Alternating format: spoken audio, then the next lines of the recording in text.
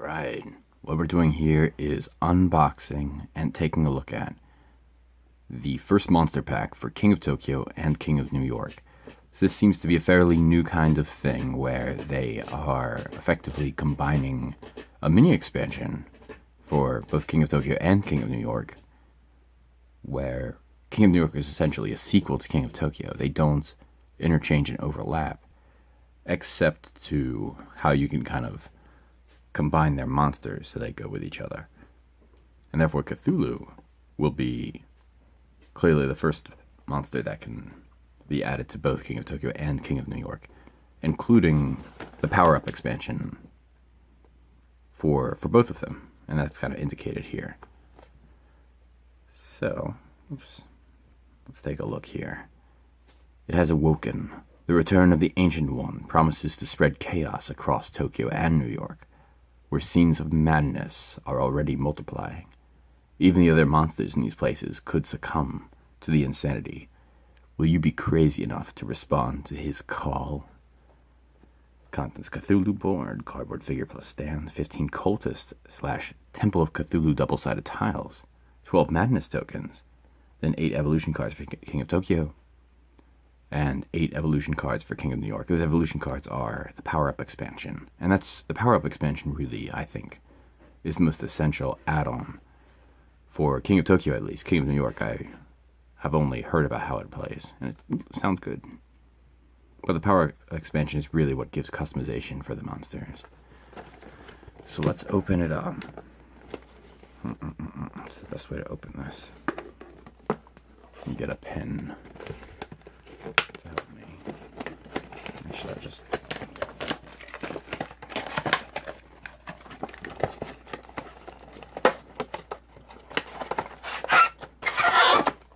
Sorry, buddy. The actual stand, so it's kind of cool that the stand itself was kind of on display in the monster pack. Clearly by saying this thing, '01 Cthulhu, I guess they want to have lots of these monster packs, which I don't mind terribly. I kind of would expect or hope that if they were going to make a lot of expansions for these, then they would kind of not necessarily add new mechanisms, because I think the game is fairly complete mechanism-wise, and I wouldn't want it to get much more complex for what it is, but kind of maybe add more content besides monsters. Sorry, my cat's kind of making noise in the background here. But this is the actual box for King of Tokyo, and I have all the expansion stuff for King of Tokyo itself, Halloween expansion, power up. And now we can add in this. We have this kind of cool inlay, or box inlay element here.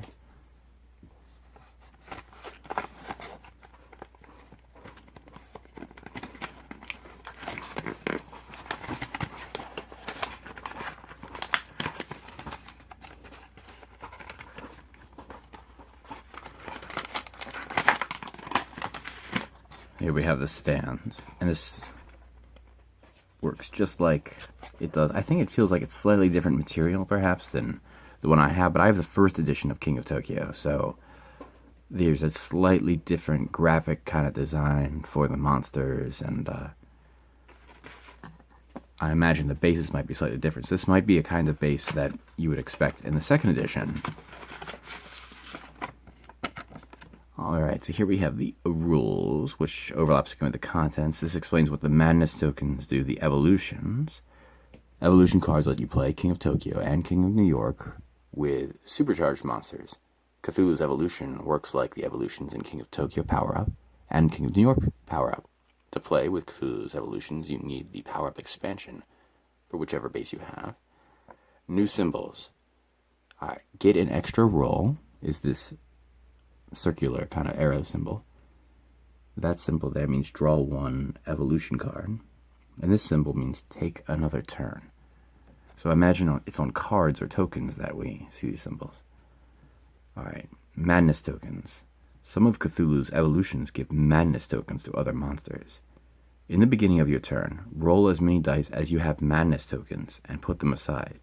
These dice cannot be re-rolled this turn. You resolve them with the other dice after you finish rolling. Oh, okay, so the madness tokens make it so that you have those many number of dice that you can't do the second and third roll for. Basically, you can't do rerolls for. You can discard a madness token after using a heart to discard instead of gaining a health. Okay, interesting. So, therefore, presumably, getting 3 hearts still gets you the power-ups, but the hearts no longer can heal.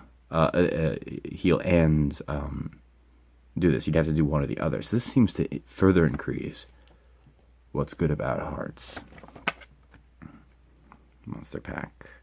Cthulhu. The Cthulhu Monster Pack is compatible with other expansions.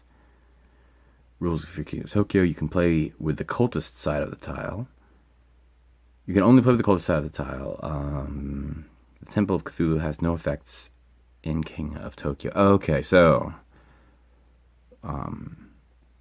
yeah, you just use the cultists for King of Tokyo. You wouldn't use the temple thing. And clearly the temple thing can do more. So it looks like there's more complex rules for King of New York, which makes sense. It's a more complex, deep gamer's game. King of Tokyo is a little bit more simple, which for this kind of game, based on the descriptions I understand it to be, I prefer that. But some people may prefer to have King of New York as well, or alternatively. At any time, you can discard one of your cultist tiles to gain either a heart, energy, or lightning, or an extra roll. Okay, so that's cool. Yeah. Makes sense. Shuffle the cultist tile. That's for King of New York.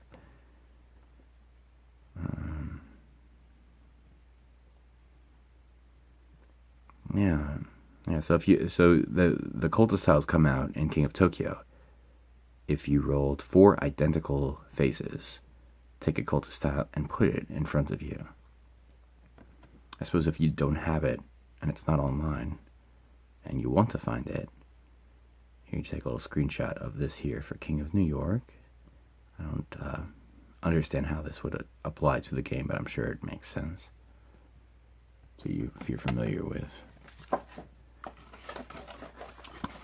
King of New York. Alright, here we have the power-up cards for King of New York. And this is a separate pack for King of Tokyo. Now they're in that same deck, it looks like. Alright, cool. One of my favorite things about these games is that they use dials. And it's 2 dials on one sheet, which is great. One is for your victory points. You know, getting to 20 makes you win. And the other is for your health. And 10 is where you start. And I just think it's such a great way to do it, because they could have done it with tokens for each one. Like, you just get the victory point tokens, or you lose health tokens. But for a fast-paced game, and a game that you want to be really attractive and elegant, like less things you have to hand off to each other, or hand back, or put a bank for, it just really improves the game. I wish more games would use dials. And a lot do. Infiltration does Android Infiltration, Chaos in the Old World, Elder Sign with a clock.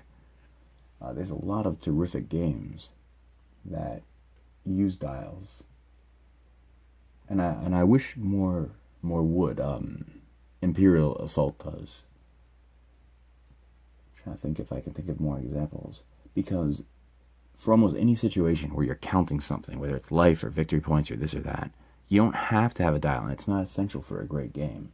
But if you can add more dials than you might otherwise have, it's one less thing to worry about. It's easier to keep track of. You don't have to worry about, it's one less token that you have to move back and forth from a bank. And it's just kind of cool and fun, and it's immediately satisfying. I don't know. I actually don't know of that many other games that I own that have dials. Coven, a flawed but deeply inspired game. Has lots of dials, including a big dial board. Alright, so these are the madness tokens. So people can heal these with hearts, but otherwise they make it so that many you can't reroll. So he's kind of putting curses on people. And so this is quite unique to Cthulhu in this, because it seems to me that other characters have power-up cards or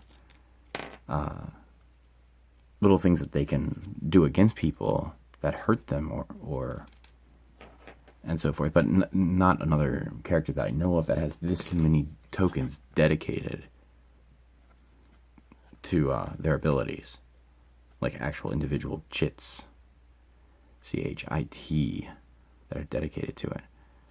So these are cultists, and it's cool because they look kind of like they're Deep One cultists, not just cultists, but the fish frog creatures from Shadow over Innsmouth. I think that's a fun choice, and it's more kind of cartoony than if they just had human cultists, so it kind of works for this game, even though I think it's implied that a lot of the cultists are actually human, but that works for this game. And these are the temples that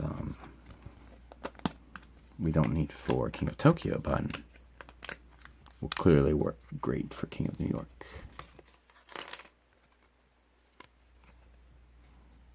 Ones, that's fun.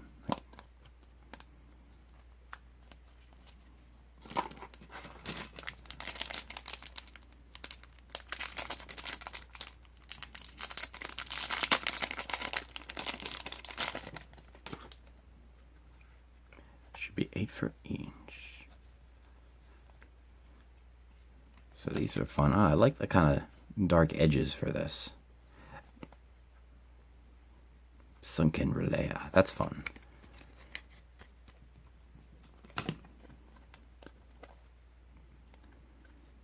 Temporary evolution. Even death may die. Oh, perfect. Play when you reach 0 health. Gain 2 health and continue playing. Oh, you can have keep your energy, victory points, and cards. Steal all cultists from other monsters. They can't discard their cultists after you play this card. Now, I forget the actual rules for evolutions. Is it with temporary evolution for, can you keep this secret until you play it and go, aha? Or is it that, people would know you have a resurrection coming? Nugs spawn. For each heart you must lose this turn. You can spend energy to gain 1 health instead of losing it. You can reach 12 this way. Alright, very cool. So this word temporary one, I'm especially interested in the permanent ones. Those are always more interesting to me. Even though temporary ones have more powerful one-off shot. Sunken Relay. At the start of your turn, gain 1 star if you are not in Tokyo. Interesting. So staying outside of Tokyo, in this case, helps you. Because if you... I'm a little rusty on the rules. It's not hard to refresh on King of Tokyo, but if I remember correctly, for every round that you stay in Tokyo, I think it's 2 victory points, isn't it? Or is it more? So this rewards you for being out of it. Makes sense. Call of Cultists. Gain 2 cultists when you play Call of Cultists. Each time another monster discards a cultist, take it. Dread Tentacles. Give a monster token to each monster you wound with a claw, right?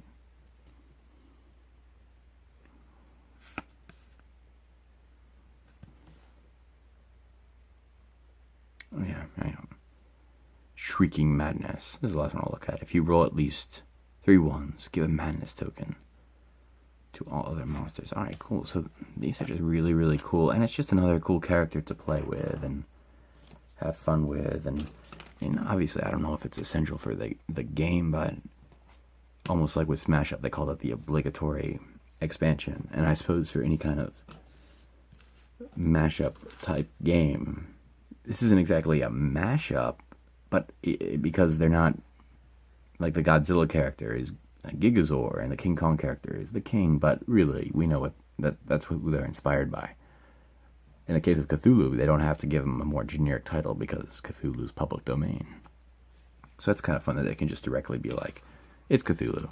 But it is kind of interesting because the Kraken, which is a sea creature, is the one who most closely is reminiscent of Cthulhu, I suppose, but it's only vaguely, because they're not terribly similar to each other, other than being giant humanoid sea monsters that, want to destroy cities and so forth. I mean, that in and of itself is enough, I suppose. But it's not like, I think there's definitely room for both. I'd put it that way. Well, thanks for watching my rambling video here. Any other videos you want me to see you play Solitaire, or review, or just talk about why I like them, or any kind of ASMR, relaxing type videos, those are all the kind of videos I'm interested in making more of. Definitely feel free to let me know, like, subscribe, comment, and I appreciate you watching.